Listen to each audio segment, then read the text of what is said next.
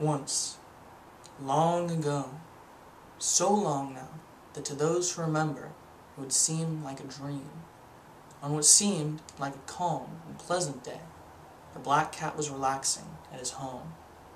Now, it's not widely known, but the black cat loved to sit around the house almost as much as he loved the thrill of adventure.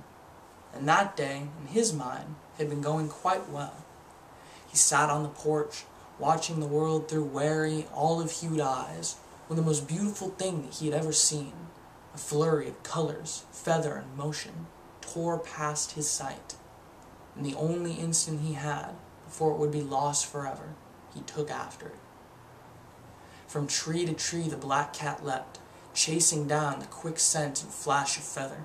He pushed himself, his senses focused to a razor's edge. As hard as the black cat pushed himself, though, the dance of feather and color kept far from his grasp.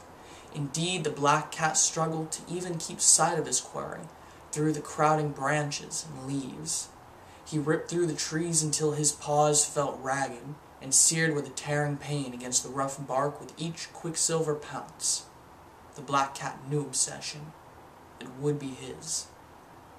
In a flash like lightning, the black cat burst through the tree cover into a small clearing before a rocky cliff's edge, the same dark gray as a malevolent storm. He cleared the dense foliage just in time to catch only the glint of bright tail feathers whipping up and over the steep cliff.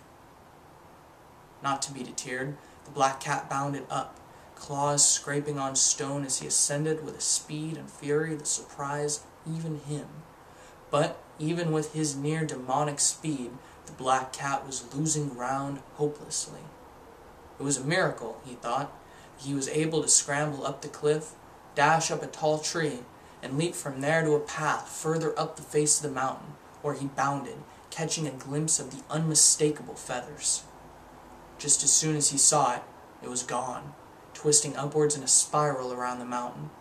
The black cat realized this and cut upwards, bounding farther up the impossibly steep cliffside. Hopefully he would cut off his quarry, and it would either run into him, or he could track back down and find its roost. Though his breath tore like claws in his throat, and his paws felt worn to the bone, a smile tugged at the black cat's face as he tore up the steep cliff. He loved to hunt. Up the rock-laden cliff, which was scattered with only a few of the hardiest, most weathered shrubs, the black cat met the path again. His eyes found a flash of feather, shimmering unearthly color, glimpsing it only the briefest moment before it continued in its ascent. The black cat didn't have time to curse. He leapt upwards with no hesitation. His claws drew sparks on the stone. The black cat erupted over the edge of the cliff and found, not the next bend in the trail, but a clearing so strewn with jutting stone that for the first instant he recognized the hungry jaws of an impossible-sized beast. That irrational fear passed almost the same instant that it came.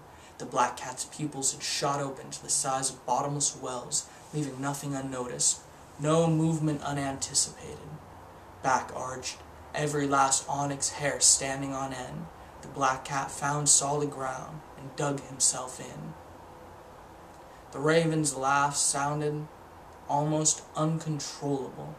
Its feathers were darkness, not the same obsidian shade as the black cat's fur, not the shiny jet like the many ravens he had killed in the past, but a true absence of light. The raven's beak was stained crimson, its eyes were pinpricks of light. Though his attention stayed trained on the raven, in between it and the face of the mountain, at the center of the clearing, the black cat noticed a sooty stone cabin. The raven's laugh was like stones over bones, and the black cat caught himself before wincing at the sound of it. "Why," said the raven, with a voice to match the laugh, "how gracious of you to come." If it was any other creature, any other cat even, that stood in that place, the trap would have sprung and there would have been no chance for survival. But the black cat reacted with a speed some would call preternatural. The jagged, monstrous stones that carpeted the clearing all erupted with life at once, gnashing with cruel intent.